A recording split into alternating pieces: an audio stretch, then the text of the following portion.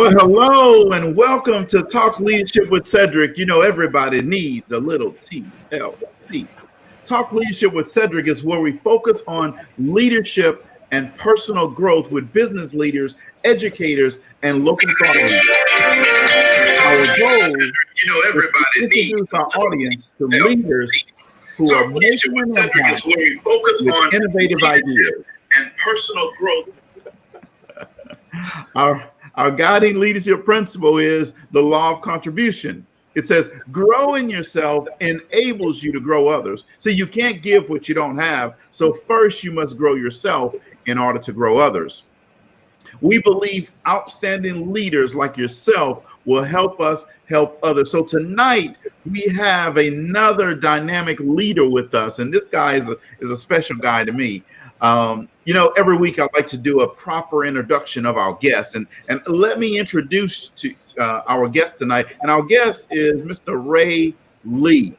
Now, Ray was born and raised in Bachelor, Louisiana. So he's a Louisiana boy on a small rural farm, in a small rural farming community, right? He grew up on this farm where they had cotton and corn and soybeans and cows and hogs and chickens. People in Louisiana, you know what I'm talking about, right? We had a lot of that. I grew up with some of those things, right? His mom, in fact, still lives on the farm, right? He graduated from Louisiana State University, LSU, the Mighty Tigers, with his bachelor's degree in vocational agricultural education way back in 1978. Some of you guys weren't even born yet, right? Just all right. That's all right. Just sit back and relax. So, you know, after graduating, Ray started working for a company. Today, the company is named Syngenta. They've transformed over the years, and we're going to talk about this. Now, but Ray has been with this company, folks, talking about consistency for 41 years. Now, that's a long time, folks.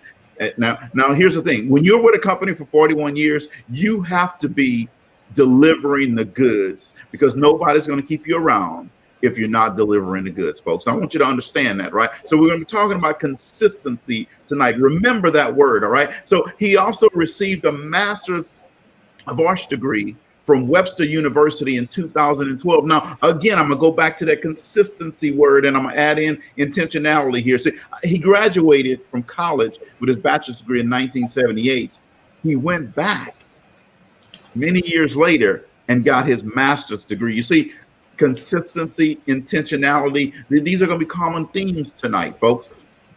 He's been married to his wife, Connie, for 26 years. There goes that consistency word again, right? He has one son, Timothy, who's 24. He graduated from Texas Southern University here in Houston. In fact, Tim and I go to the same church, Holman Street Baptist Church. Woo-hoo.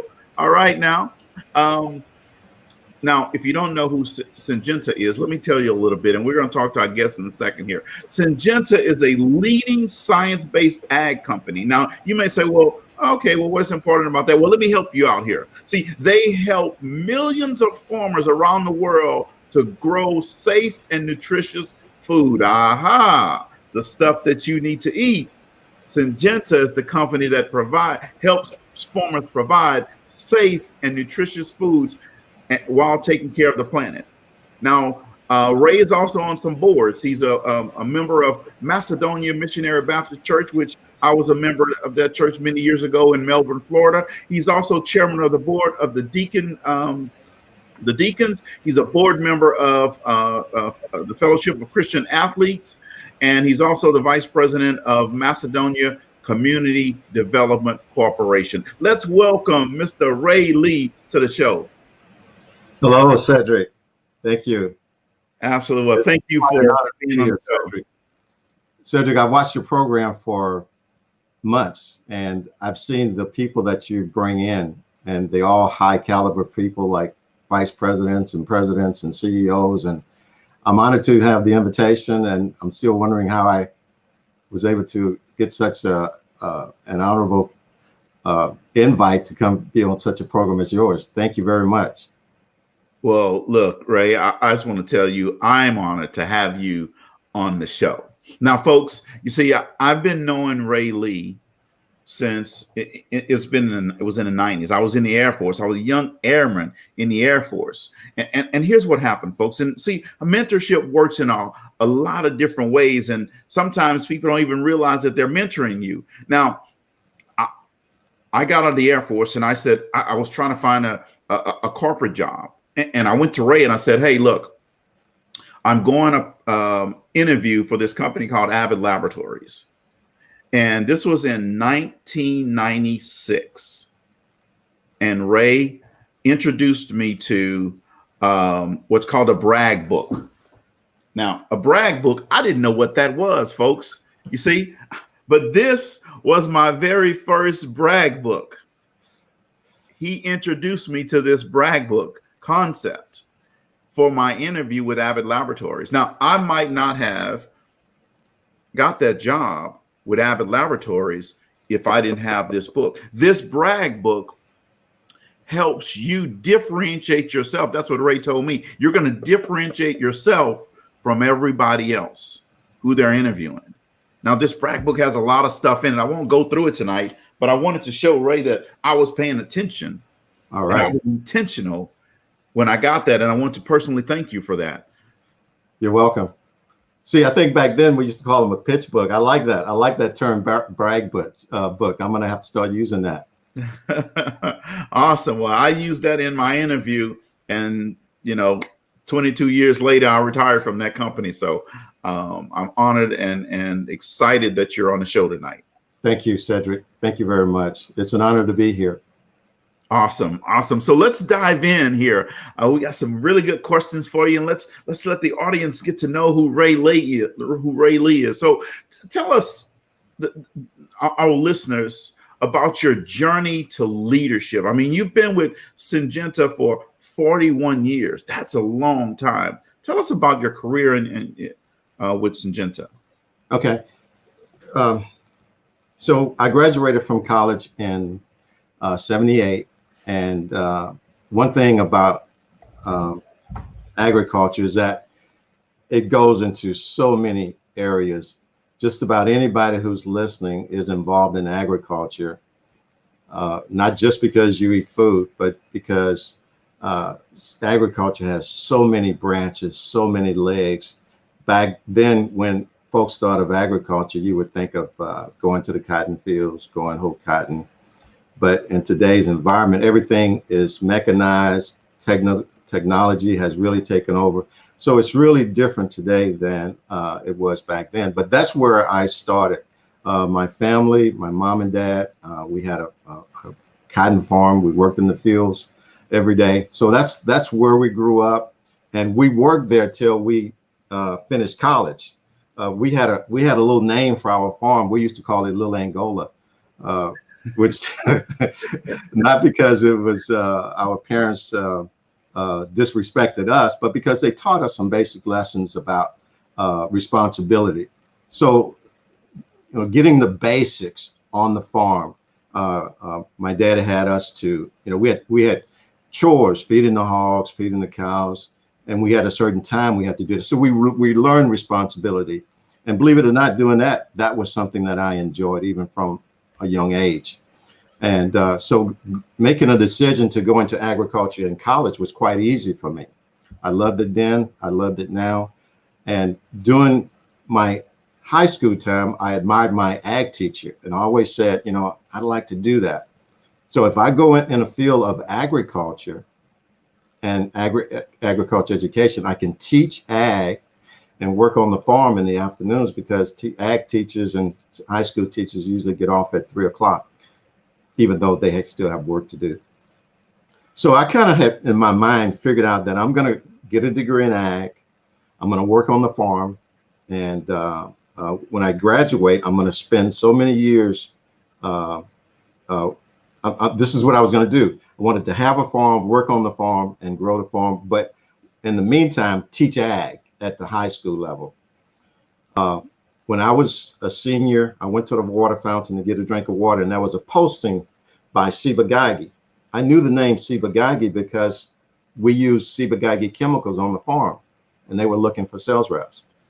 So I actually applied, and I said, okay, I was offered the position, which I accepted. And I said, I'm going to work there 7 years. Then I'm going to go back to the farm. And here we are 41 years later. I'm still with the same company. I don't have a farm that I own, but I cover over 200,000 acres every day. So I have a bigger farm than I probably would have ever had I bought a farm. So it's great. That's how, my interest has always been there. I've been in different positions in the company, and within the company in the area of sales, you could advance in the sales field, or you can advance going into management. My choice was to stay in the field because I like what I was doing. So there were 6 levels, and I achieved those levels. But I started out working for Syngenta, Ciba-Geigy, I should say, as a home and garden rep in Houston. That's where I started, in Houston. That's how I met Homer Street and Manson Johnson. The company decided that they were going to split home and garden from ag because we were actually doing both. Since Houston was a major metropolitan area, I was doing a lot of home and garden. It was one of the biggest markets in the U.S. They decided to separate us. I went home and garden, and then they decided to sell the home and garden division. I decided that I did not want to go with the company that bought us, which I was offered a position with them. I wanted to stay with Ciba-Geigy because I really respected the company a lot. I ended up staying, but the territory, when they split it, did not have a sales position in Houston. So I took on a responsibility of called a Gila growing coordinator, which was a cotton oversight. I'm not going to go into the details of that, but I worked that market for a year. And then I moved out to Amarillo as a sales rep for 3 years and came to Florida as a turf and ornamental sales rep. So I got to play golf quite a bit. And I stayed in that area for 3 years. And then I moved back into the row crop, what we call the row crop, crop protection area. So I spent a lot of time now in citrus groves, vegetable fields, doing marketing in that area. So that's kind of my journey with the company. And but I'm still learning. I'm still growing. Well, that is awesome. Now, for folks that are listening out here, for our millennials, our Gen Zers, for our recent college grads, I want you to pick up what he said. He threw some nuggets down here, and I want to make sure you don't miss them. You see, he said he started in Houston, Texas, and then he moved to Amarillo. Now, how many of you out there want to move to Amarillo? Right? You probably say, oh, no, I don't want to do that. You see, but he had the long-term game in mind. You see, remember I said that word consistency? You got to remember that word consistency, right? So he had the long-term gain in mind. It wasn't about Amarillo. It was about what was coming next. You Exactly. see? So then he moved somewhere else. And now he's living in Florida. And you've been in Florida for how many years? 31 years. 31 years. So I actually lived in Florida longer than anywhere else in my lifetime. There you go. You see, you got to play the long-term game, folks. This is why consistency is important.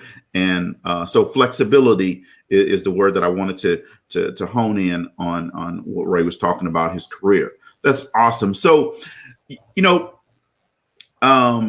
kind of listed out some of the jobs. Have you had, what I want to do is understand all the different jobs you've had in your career to help people understand that sometimes you change roles and you do different things depending on what the company needs. Mm-hmm. Yes. There are 2 avenues for growth within the company. You can choose to stay in the field, and you have several levels, 6 levels in the field. So you're level 1, level 2, all the way up to level 6.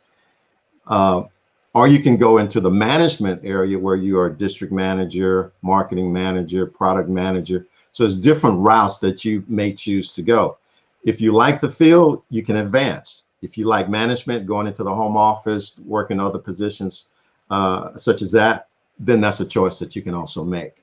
I chose to stay in the field because I like being outside. I like being outdoors. I like having hands-on as far as agriculture goes. Awesome.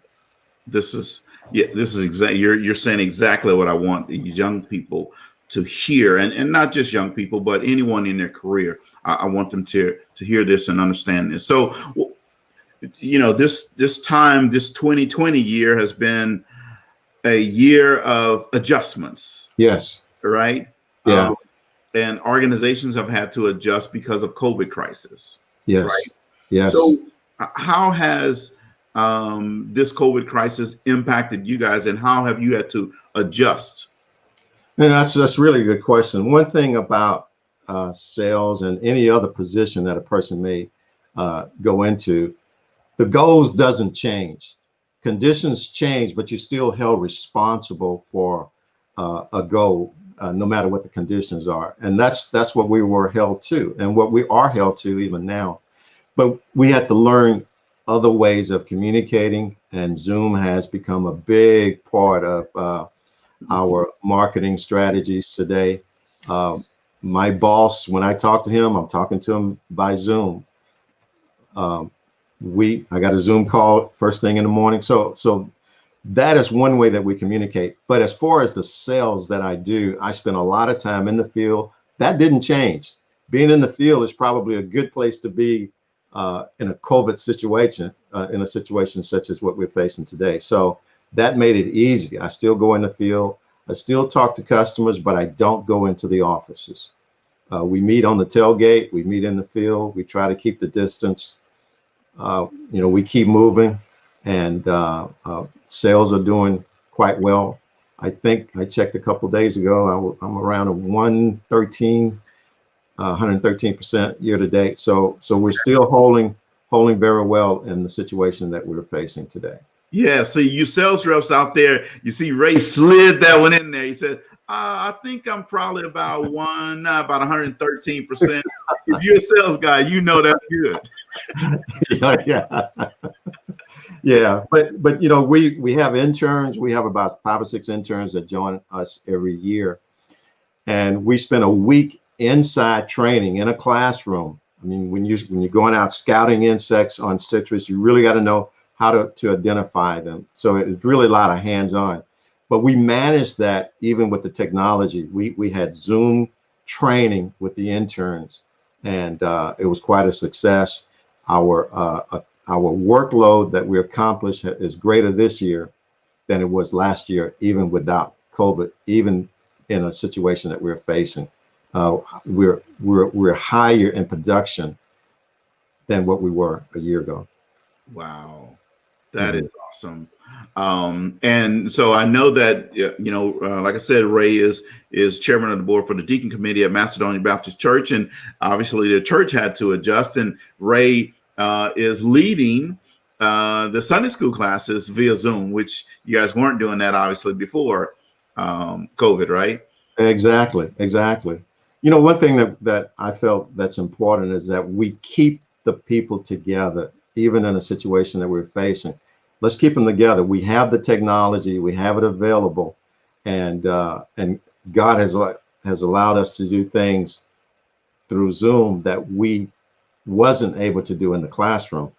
We have extended ourselves in ways that, in a classroom we would have 30 people.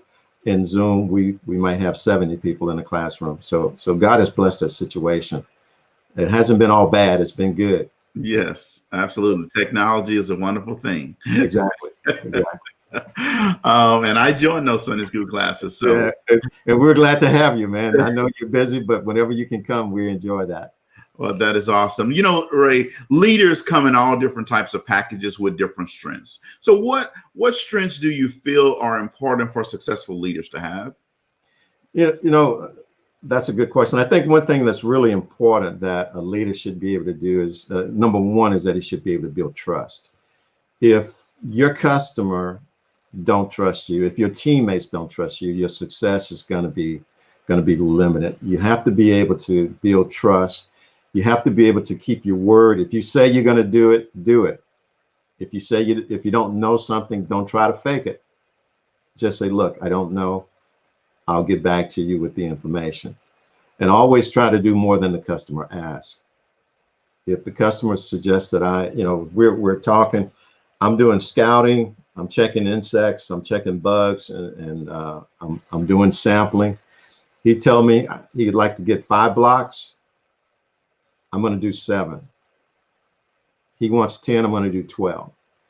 And I'm going to come back and say, look, these other blocks, I decided to go in and check those too. So I think it's important to deliver, to develop trust. Make sure you communicate with honesty. I think that's important. Well, that is awesome, and I definitely agree with that. Cedrick Lynn is a good friend of mine. Joined the conversation tonight. He says, "Hey, I like that leveraging technology to keep people together." It's a great nugget out there, Ray. Appreciate that. So, what are 2 or 3 things that an individual can do to help get themselves into the sales industry? It's hard trying to break into sales in companies, and this is why I was, went to you years ago. Back then, it's like, hey, I'm going to go interview with this company, and I don't really know what to do. Yeah. That's, I think it's really important that whatever your interest is that the product. You also want to know the market. You want to know what the trends are. If you're going to take on anything, it doesn't have to be sales and agriculture.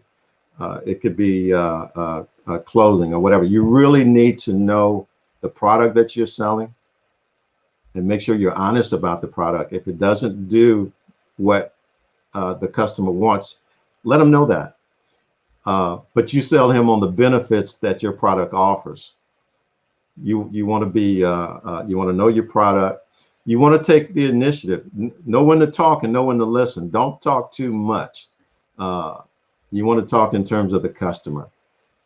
Make sure you're listening to what the customer needs are and you're addressing the needs. That's really important. Absolutely agree with that wholeheartedly. So now I'm a person, I listened to you and I got the job. Now help us understand a couple things that I should do to keep that job and to, progress up the ladder and, stay at a company for 41 years. I think it's really important that, as well as knowing the product, you not just need to know the customer, but you want to know what the direction of the company is.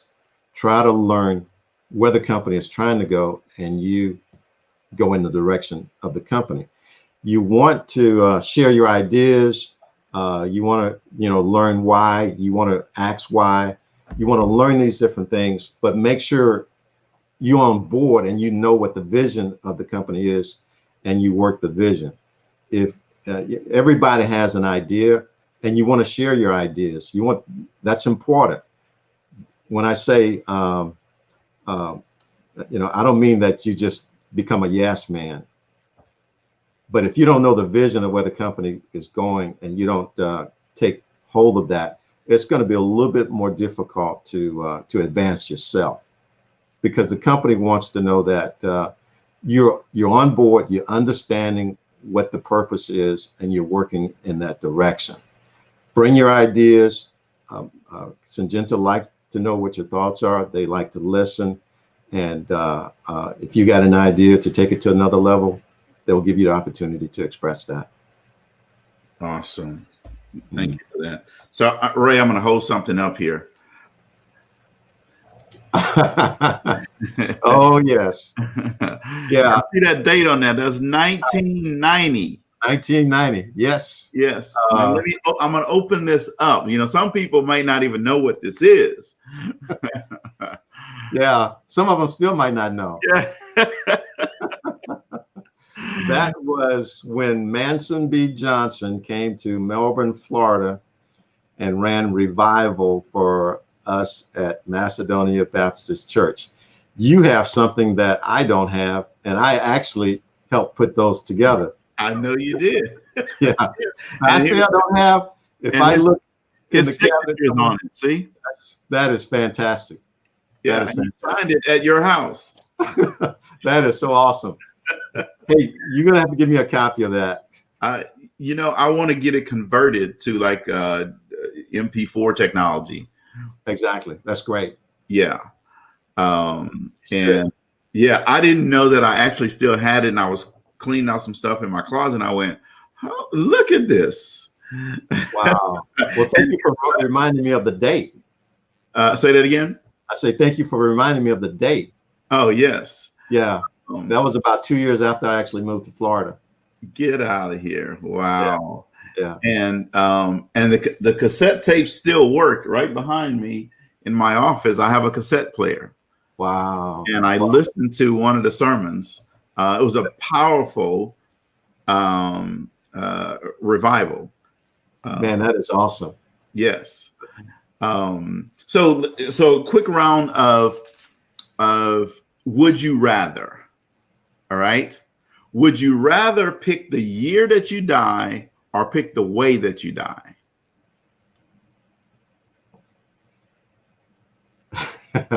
That's a good question. You know, that reminds me of a question, if you don't mind me digressing a little bit. The guy said, would you rather be eaten by a shark or eaten by a bear? So I wouldn't pick the shark because I don't know how to swim, so I don't want to die in the water. Like it matters, right? Exactly. So probably pick the way that I would die. The way, and most people say that, right? Because say like, I don't want to know the year. Yeah, exactly. All right. So would you rather have free Apple products forever or have free Wi-Fi wherever you go forever? I think I'll take the free Wi-Fi. Okay. All right. I'm taking the Apple products. I know they change every other year. Exactly. Yeah, exactly. Yeah. So, last one here. So would you rather have $1 million in Amazon gift cards or $100,000 in real hard cash? Well, I think I'll take the $1 million in cards. Yes, me too. And I have to rely on another answer that I heard, so this is not all from me, because you can share the cards. Yeah, yes. And you'll have a greater share with the cards than you would have with the cash. Yes, absolutely. And now that you can buy a house on Amazon, yeah. Yeah, that's for sure. Awesome. So what role has networking played in your career? You mean, corporate networking? Networking is really important. I mean, it's so easy to get lost in the numbers, and networking internally, networking with your customers. You just don't want to network in one area. I need to be networking with my growers, my customers, my retailers, because they are having discussions. My growers are having discussions. I need to be networking with my peers, the other sales reps that I work with, and I need to be working with management. I need to be networking with them. So definitely networking is key. You need to know what's going on, and networking can help you do that. Not only that, but it's going to help you get your name in front of those that you want to know your name. Yeah, absolutely. Right. And I always tell people networking, it's not just that people know you. Mm-hmm. It's what they know and say about you when you're not in the room. In the room. That's good. One thing about in my business, not so much in Florida, but when I lived in Texas, we would have to deal with complaints, product performance complaints. A guy used the product and it didn't perform quite like he thought. In many cases, it wasn't the product's fault. In many cases, it was how the product was used, or the conditions of when the product was used, weather, such and such, weeds and grasses, insect pressure too high. But the really key behind that is, with the complaint, if you don't deal with the complaint the proper way, you're going to have 10 people who talk about what you didn't do, that you didn't come to the aid. But if you deal with if you deal with helping a person get through the complaint, and you come out and let them know, hey, I'm here to help you, you're going to get people to talk about how good you are, how thankful they are that you came to assist.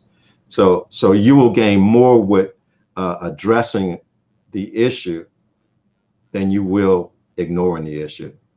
You really want to handle the complaint, and you really want to help the customer understand how we use it. And that's in any area. It's just not a complaint of a product performance, but when you're dealing with people, hey, you didn't do that right. Well, okay, let's talk about it, and let's see how we can do it. Right. Not just in sales, but that's in every area of your life. I've learned through Dale Carnegie is that, never complain, never criticize, never condemn. So you always want to make the person feel good about himself.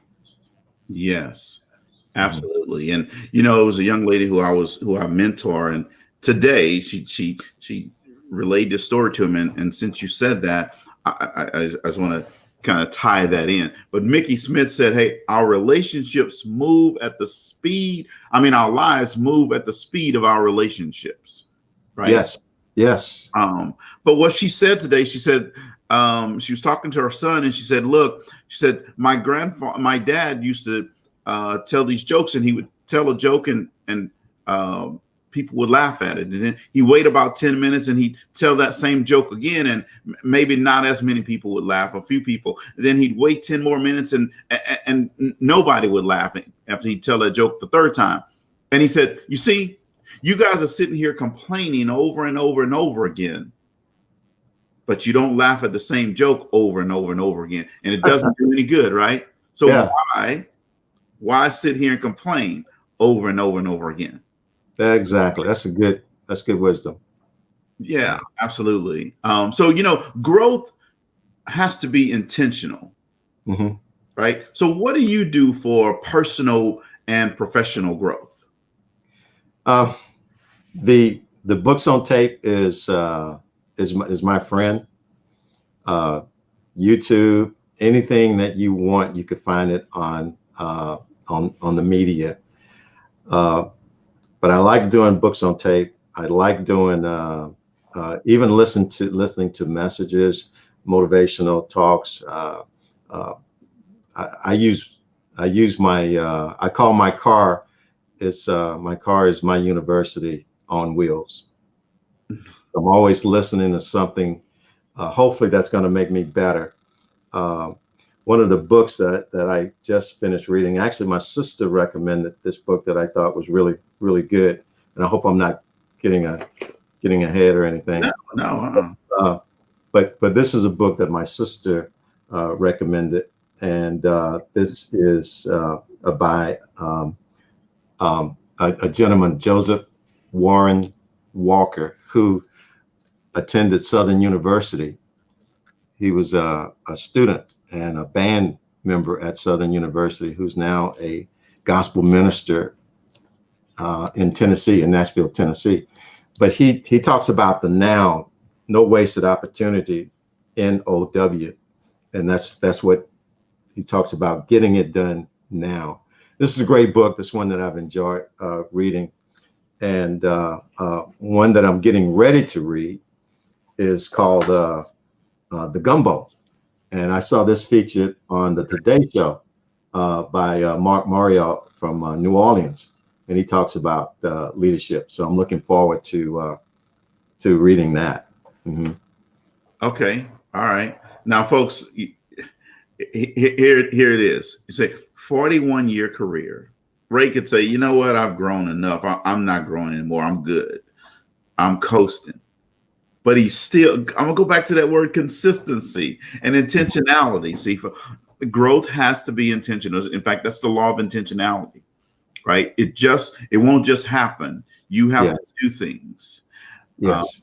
So that's our theme really for tonight. Exactly. Yeah.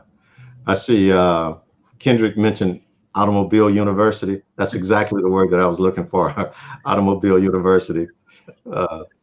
Thank you, Cedrick. Awesome. We're gonna have to take that and post that up everywhere. Automobile University. Yeah. And then within our company, we do have something called Syngenta Campus, the name of our company, where you can actually go and take a lot of different courses. They have leadership, they have communication, initiative, just all kind of courses that only may last 15, 20 minutes on audio, video.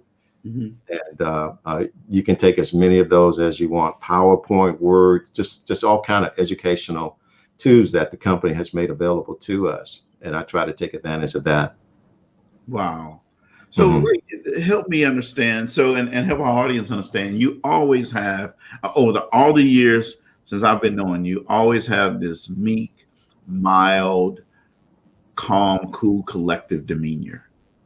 I'm sure we all have those times where we go up and down and all this type of stuff, but I've always seen you that consistent, right? So help us, our audience, understand what makes you that even keel person like that. Yeah, back some years ago, we had gotten out of a meeting and we were in the elevator coming down actually going back up to the room to get ready for dinner one evening. And somebody almost said the same thing. They said, why don't you get upset in the meetings like some people do? How do you keep your cool? And I thought about it and I realized that the only thing that helps me keep my cool is the word of God, is the Lord. And that's my model. That's my example. That's what helps me keep cool. So when I look at him and what he went through and how he dealt with it, that's my role model. Wow. Yeah. That's strong right there. Yeah, that's my answer. Yeah. Because it's been working for a lot of years and I'm not going to switch right now. Obviously it's been working. That is awesome. Yeah. Thank you. Well, keep that up. So what advice would you give an emerging leader, who's trying to find leadership opportunities, or they're trying to find a way to fill that professional toolbox? They're trying to climb. Yes. What advice would you give to those people? Okay.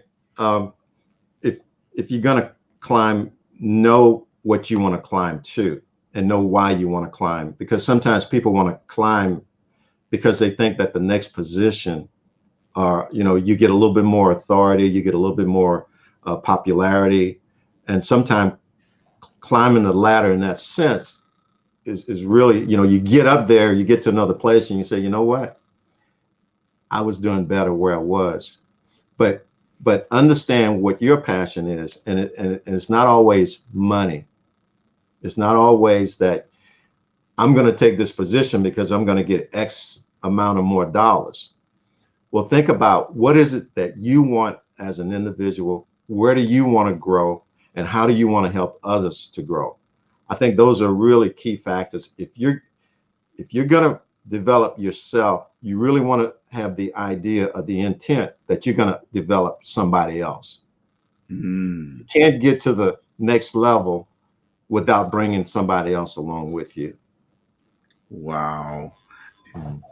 See, that right there, folks, I'm going to put on a charge on my Facebook. You guys got to pay for that advice, right? So that was good right there. See, if you are walking along someone and they're helping you rise, then you have to reach your hand right back, is what he's saying, and pull somebody else up to help them rise. See, you can't just take it all. Yeah. You got to also be a giver. Yeah. It's kind of interesting that, the company hire interns.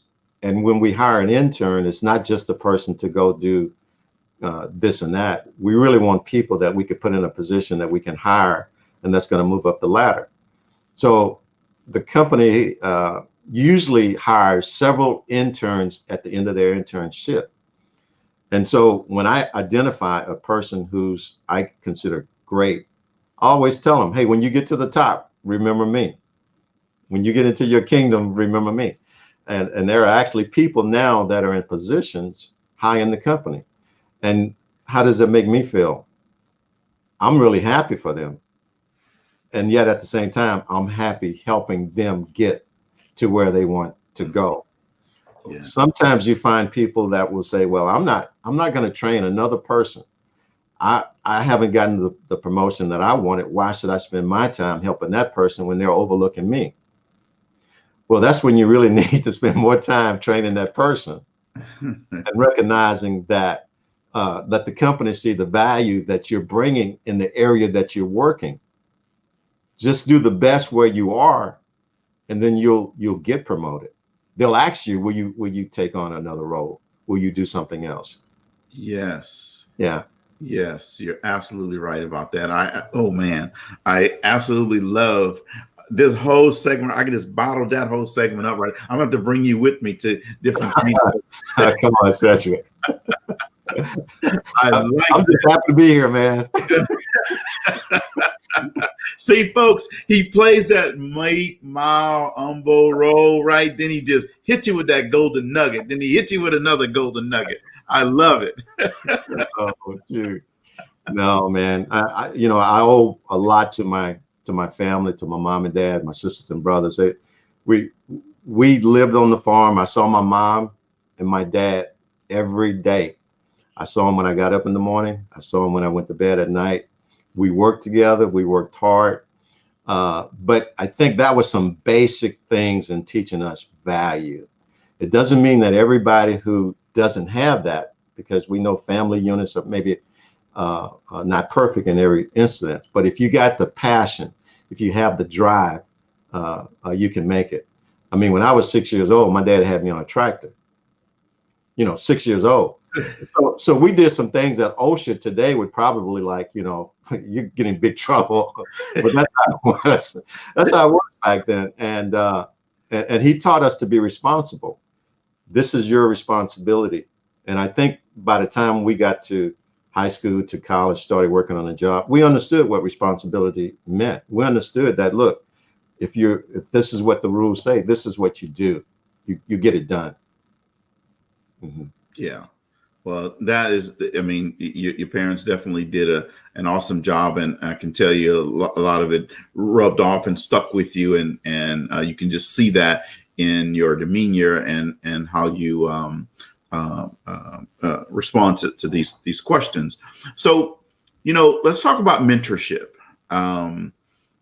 Do you have a mentor? And if yes, how has that mentor impacted your professional journey? Well, I have mentors that they don't even know that they're my mentor. Like Cedrick, you mentor me. My boss is 35 years old. When I think about it, I could be his daddy. But you know what? Yeah. He has a view of things that I don't have because of his position. So I'm actually gleaning from him. I have a mentor here in Melbourne that I respect, that we communicate probably every day.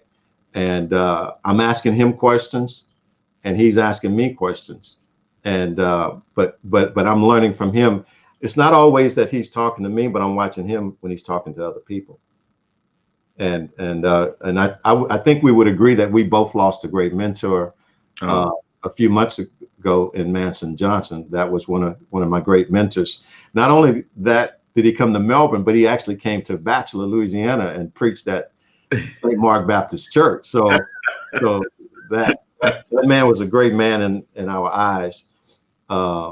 He's visited my wife family in Cleveland, in Atlanta. So that is probably was my number one mentor at the time. Wow. Well, that's awesome. But I have to give, I can't leave my dad out. Sure. My dad was a great person. He had a high school education, but even today, when I look at what he accomplished, I lost him when he was 65, and I'm getting close to that.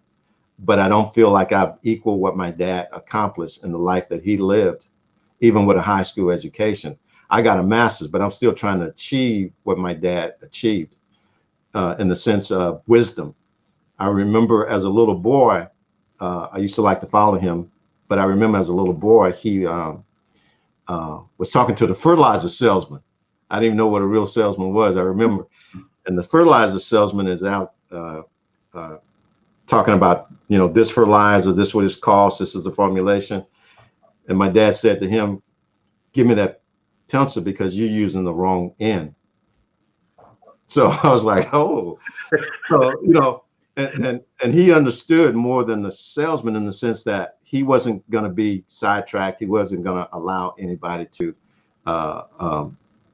know, send him down a path that he wasn't planning on going. So he understood business, even with only a high school education.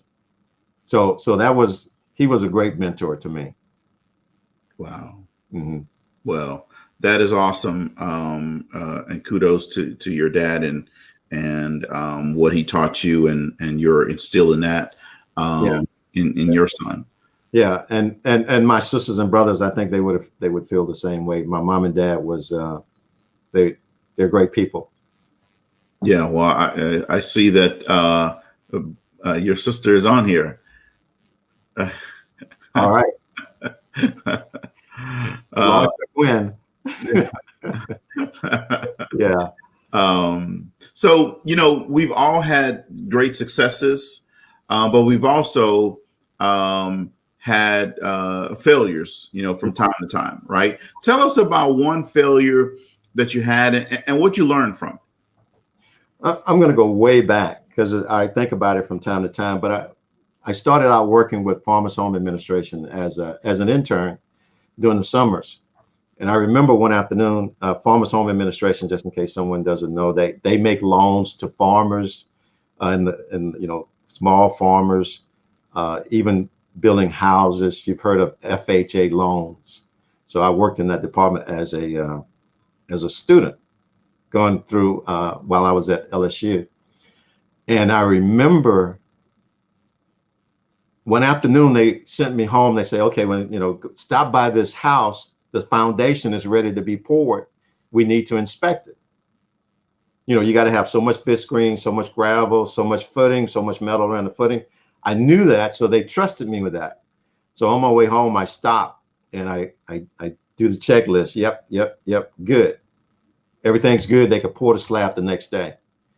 The next summer, I go back to work and we're talking about this same particular property. And I'm looking at, you know, with the county agent, I say, why is this lot so much bigger than the other lots in the neighborhood? And the guy looked at me and he said, well, somebody didn't look at the property markers to see that the foundation was going to be laid on the proper lot. You need to look at the survey markers to make sure it's on the lot. So that was a great mistake. However, being an intern, that was not totally my responsibility. So they kind of shrugged it off. But I learned that, you know, make sure you check everything.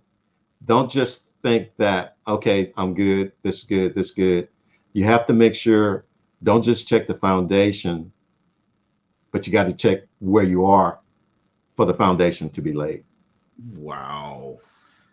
I like that. You got to not only check the foundation, but you got to check where you are to make sure. Wow, that's awesome. Another golden nugget. If you missed that, you might want to go back and listen to the replay later tonight and grab that nugget out there. Right?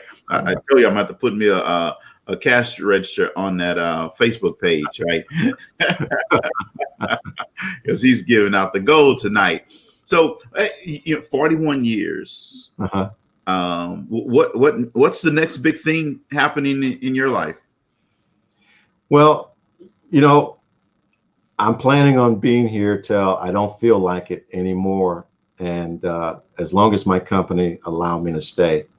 But we work with, you mentioned earlier, I'm a part of a community development corporation through the church. We're actually building houses in the community. We have about 25 properties that's associated with the church. So we provide housing for low-income families. I would imagine whenever I do retire, I will be probably getting a little bit more involved in that area. Also, the work that I'm doing at the church, I think I'll continue to do what I'm doing there. I've been teaching for quite a while. I really love that. I'd love to see people grow in their spiritual development. I see myself continuing to do that. Wow. Well, everything rises and falls on leadership. And, I know Reverend Harris is another great preacher and man of God. So exactly. Yeah, he's one that really taught me a lot. I mean, we go way back, and Reverend Harris has taught me more than he'll ever know in terms of leadership and his demeanor. He helped me grow tremendously in my time here at Macedonia. Wow. Well, that is awesome. That is awesome. So if our listeners wanted to stay in contact with you, how could they do that? You can reach me, by email, of course. My phone number is available. I welcome that. And his email is right on the screen, right there. His email address. Yeah, LinkedIn. I'm also on LinkedIn. I have Instagram, but don't ask me to name my name to get on. I can't think of what the. At least you called it Instagram and not like Instabook or something, right? yeah. So I check it, especially when my son Timothy gets on. He sends me something, so I get on. But I do have that, and I probably should be using that even more than I do. So please feel if anyone would like to contact me. That's my email address. It'd be my pleasure. Awesome. So when you're just sitting around the house at home, just like chilling out, it's Saturday afternoon. The lawn's all done and everything is good. What type of desserts are you eating? Bluebell ice cream. Bluebell ice cream. Okay. Yeah. Probably have a macadamia nut cookie somewhere close by. Okay. From Publix. Publix. Yeah, I don't think y'all have Publix over there. Yeah, no, Publix is a grocery store in Florida, just in case you don't know what Publix is. That is so what's your favorite sports team? Well, I don't get real heavy into it till the playoff, but I really try to keep up with the Saints a little bit. But I don't follow really strong. My associates, my work peers, sometimes they're texting me on Saturdays when Florida is playing a game, and I'm usually out there in the yard cutting the grass, trimming, or doing something like that. So when you say, what am I doing other than eating that dessert? I may sit in the chair a little while, but usually I'm back outside. I got a little pond behind the house. I'm feeding the fish. I got a little piece of property that I live on, and I walk it sometimes. I just walk it. Okay. You don't have a golf cart? Yeah, I'm going to mention my dad one more time. We would work all day long on the farm, all day long. And then my dad would say, hey, let's jump in the pickup truck and we're going to ride around the farm and look at what we did that day. And I would be like, come on, Dad, we just left there. But you know what? I think I've become my dad. I don't have the farm, but I got a little piece of lawn that I can walk. He got acreage, folks. No. Humbleness kind Yeah. The TV doesn't see me a whole lot. That's awesome. Hey, raise the book up that you're the Now book again. I want our audience to see that book. No Opportunity Wasted: The Art of Execution. Yes. My sister Lois introduced me to this book. Her church leaders read this book, and I've actually shared this book with a couple of people. It's just great reading, and it's great development. Awesome. So he came from the business world too. He came from the church, came from school, and now he serves on different boards in Nashville, Tennessee. So, Wow. Well, I have thoroughly enjoyed you being on the Talk Leadership with Cedrick today. And I can't say it enough. Thank you very much for helping me early on. Thank you very much for coming on the show today. And thanks for your continued leadership and the stuff that you're doing for Macedonia and in the community as well, which is awesome. Well, Cedrick, thank you for letting me sit next to the big guys. This is not a place I usually am, but to be in your circle and the people that you bring on, I'm just honored to just bring a little small, little something to what you are doing in a big way, man. Thank you. Well, I appreciate that. Hey, guys, at 6:30 tonight, Central Time, 7:30 Eastern, on the Black Entrepreneurs Institute, we will be live. I won't be on the show tonight. I'll be watching it, but we'll be live on the Empowered Living Network here just in a few minutes. We have a great guest tonight, Mr. Josh Rich. He just put out an awesome diversity and inclusion program called Another Seat at the Table. And I'll be training corporations around America on that material. So go check out that interview. It was really, really nice. At 7:30, come back over here to Facebook and listen to Talk with TK about Mindset 180 and the Mindset 180 Academy. On Thursday, you can catch me on my radio show, Talk Leadership with Cedrick, on the IBGR network. And then Monday night, Labor Day, folks, we will have a show. It's a holiday, but we will have a show. Miss Heather Manzano will be our guest on that show. And just remember, folks, if you're not at the table, you are on the menu, never beyond the menu. Thank you and good night. You know, everybody needs a little TLC.